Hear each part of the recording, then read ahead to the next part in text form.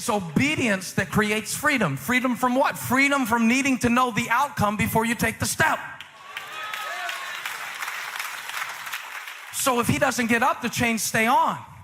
And if you don't do what God has told you to do right now, God can't do what he's going to do that you don't know he's going to do. God already intended to take his chains off. But if he waits till the chains fall off to get up, he's never going to get up because the chains aren't going to fall off.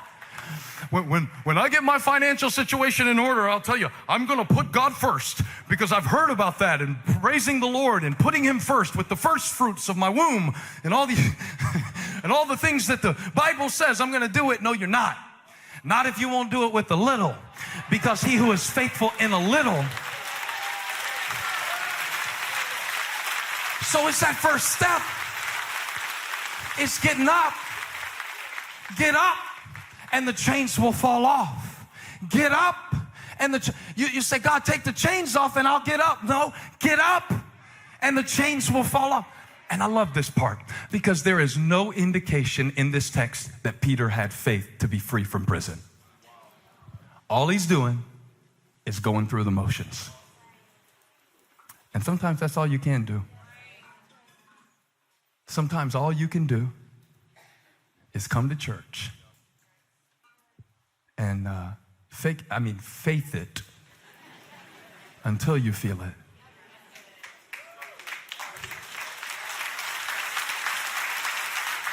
Now, most of us wouldn't have gotten a miracle if we were in Acts chapter 12. If we were in Herod Agrippa the first prison, we'd stay right there, because we wouldn't follow instructions until we knew details.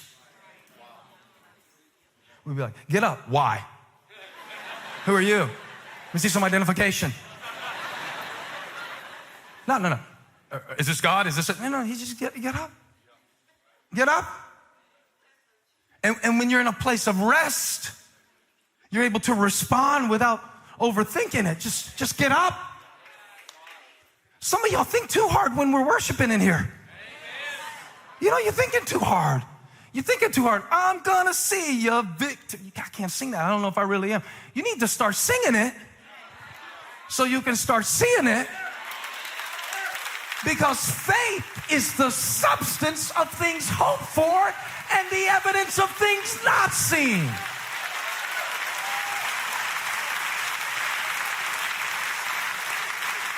So, help me show him, God. The old Peter, remember the old Peter who argued all the time? The old Peter would have been like, get up for what? Go up for what? I don't understand. I was getting some sleep. Why you interrupt my sleep? I'm trying to get a good night's sleep. I got a big day tomorrow. It's a really important day. I need to be sharp so I can defend myself. But he just did it in this place. In fact, that's exactly what the Bible said. It said, quick, get up. And the chains fell off, verse 8. And then the angel said to him, put on your clothes and sandals. He has still not told him his destination. But faith is getting dressed even when you don't know where you're going.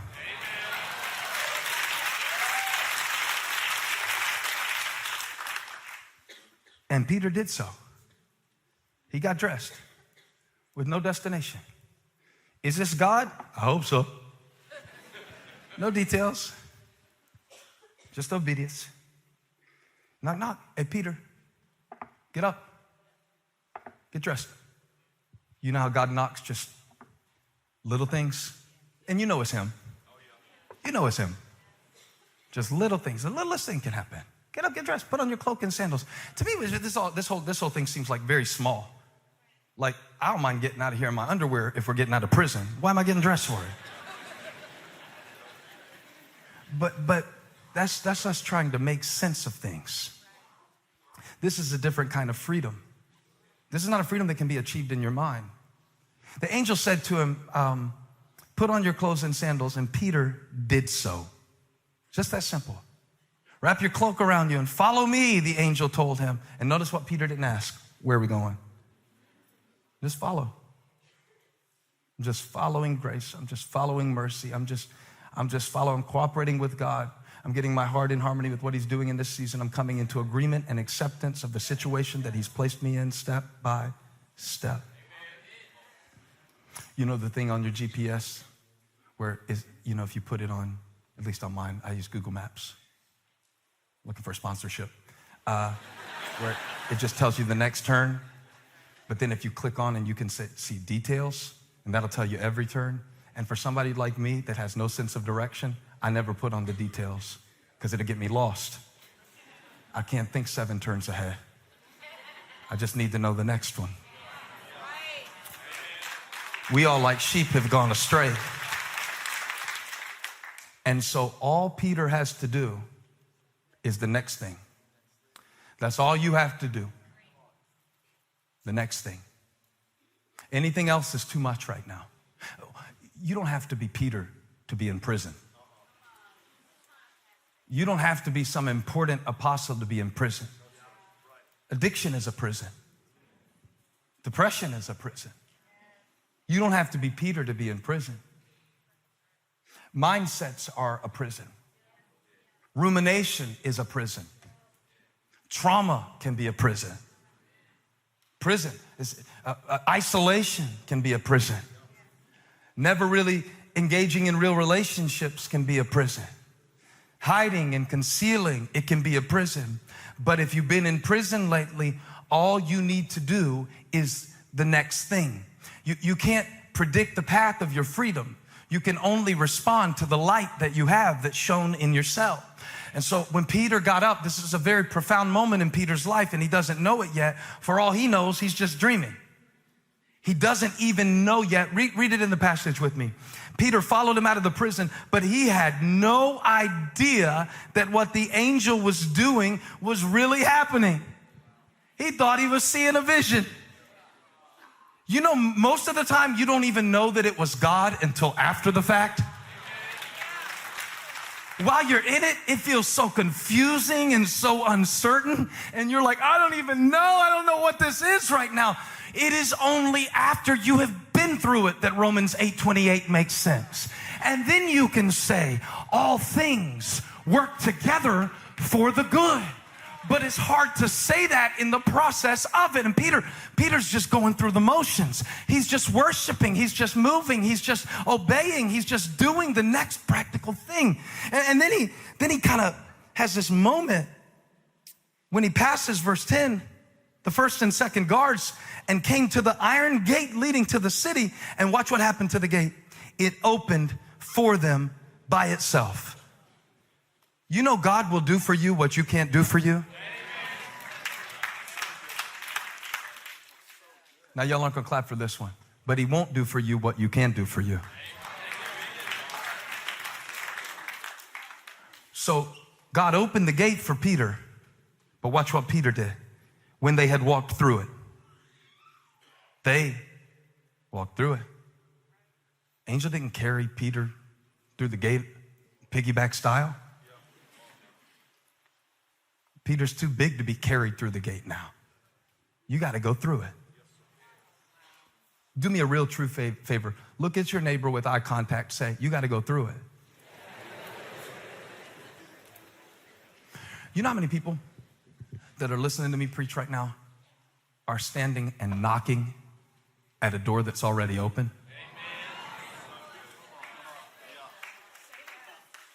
The gate was open. You can stand there and knock all you want, but you got to go through it. And every second we spend not going through it, every second that we spend wishing that it wasn't there, every second we spend waiting for something miraculous to happen, it already happened. It already happened. The worst thing that could happen already happened on the cross. It was already transformed into resurrection power in your spirit. So it already happened. It's already open, but you've got to go through it. And when you go through it, that is the proof that you trust God even while you're in it. That you stay in the fire, that you stay in the furnace, and you still survive. And he walked through the gate. Now, the power of God did not prevent the attack, but it protected Peter within it. And it enabled him to go through it. God is going to get me through this. I don't know how. I don't know when. But God is going to get me through this. The gate is open. The way is made. Faith has already provided for me the grace that I need.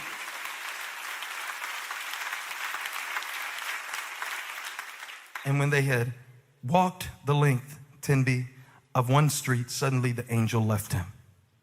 And now he's got to figure out where to go. And suddenly he wakes up and he comes to this moment that I believe we come to sometimes when God knocks on our situation, or when the enemy knocks to come get us, but God won't let him. He comes to this realization. He's like, I got to go. And I wonder what door he's going to knock on. See, it's really important that you know where to knock when you're in trouble. That's how some of us got our hearts broken and our minds messed up, because we knocked on the wrong door. And you know what's really weird about it? Sometimes we run back to the same door that disappointed us last time, knocking on it as if there's anything inside. That's crazy. And Christians will do this. They'll pray the devil away, and when he knocks on the door, leave it wide open for him to come in and put out a fruit basket and welcome him as a guest with the monogram towel, just leaving yourself wide open to everything. But when you run around knocking on the wrong doors and the wrong people and the wrong patterns, and you keep going back to that place, it's very important that you know where to knock. And thank God that Peter knew where to knock. See, he knew about John Mark's mother's house. Apparently, this was the same place that they had been praying for James. And he knew that if he would knock on that door, there would be some praying people. I want to say something to everybody who came to church today, okay? I don't know what your life is like right now, and I don't know what you need God to do, but you knocked on the right door today. Because everything you need is in the presence of God. Come on, look at somebody and say, you knocked on the right door today. God has got what you need. The fridge is full. The bed is made. There's a prayer meeting going on. There's a fire in the kitchen. So, watch this. I got to show you something. Somebody say, knock, knock. Peter said, now I know without a doubt it was the Lord coming into my prison cell. It wasn't Herod's intention that brought me here. It was God's purpose. The Lord sent his angel and rescued me from Herod's clutches and from everything the Jewish people were anticipating. You know what he was saying? Herod came knocking. He came to get me. It came to kill me, but it couldn't have me. That's how I know God was with me, because it came for me, but it couldn't kill me. It came for me, but it couldn't take me out. It came for me, but it couldn't have me. And now I know that God was with me. And when this had dawned on him, verse 12, he went to the house of Mary, the mother of John, also called Mark, where many people had gathered and were praying. Isn't it amazing that they were still praying, still asking, still seeking, still knocking? Because really, I don't know if I would have. If I prayed for James and they cut his head off, I don't know if I would have faith to pray for Peter. I think a lot of us pray for things or hope for things or secretly wish for things that we really don't believe could even happen. We sing things that we no longer believe really happen. We sing of freedom, but we've learned a long time ago to stop dreaming about it. And Peter is out of prison, but they don't know it yet. But they're still praying. Oh, that takes faith, man. It takes faith to pray for Peter when you just lost James. It takes faith to believe in this situation. Because, when you've seen him move the mountain and you believe he can do it again, it's one thing. But when that mountain's still there and you got to pray about that one, this is a difficult moment. And yet it didn't stop their prayer. It didn't stop their persistence. It didn't stop. So Peter shows up and they're still praying. And when he got there, verse 13, the Bible says Peter,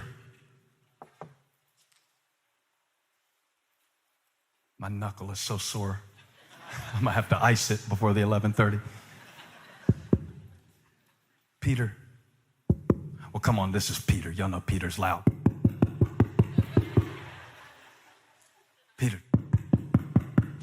Peter's not knocking like Abby. Peter's banging on the door because they're still looking for him. He just broke out of prison. You knock different when you're desperate. You pray different when you know you need God.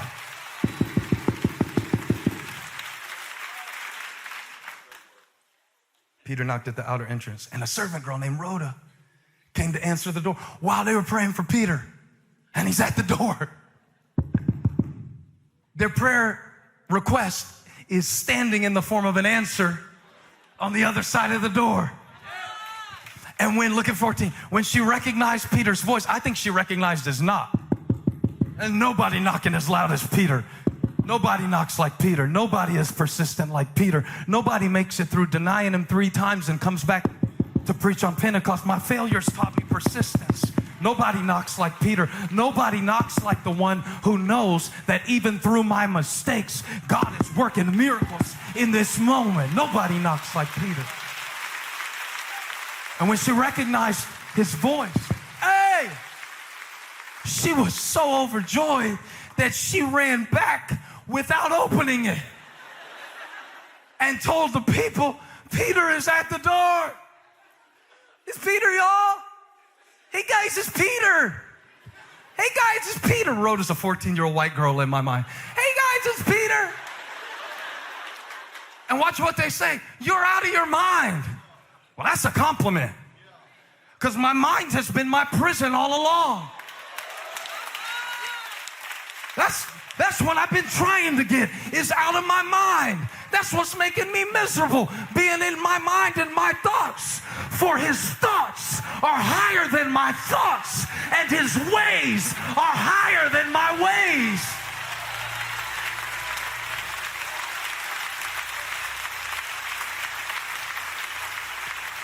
I'm out of my mind. And Rhoda said, no.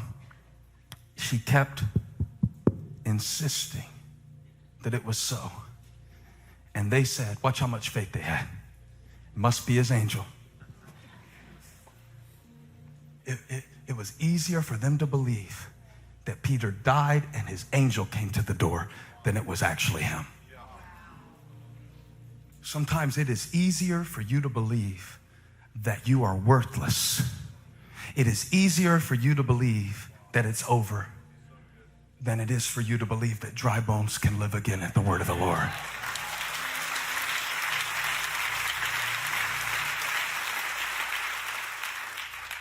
But Peter kept on knocking. And I hear God saying to somebody today, don't stop knocking. You're at the right door. Don't stop knocking just because Rhoda ran back and the people didn't believe. God can use even the imperfect faith of a hurting church to break Peter out of prison. And if you keep knocking,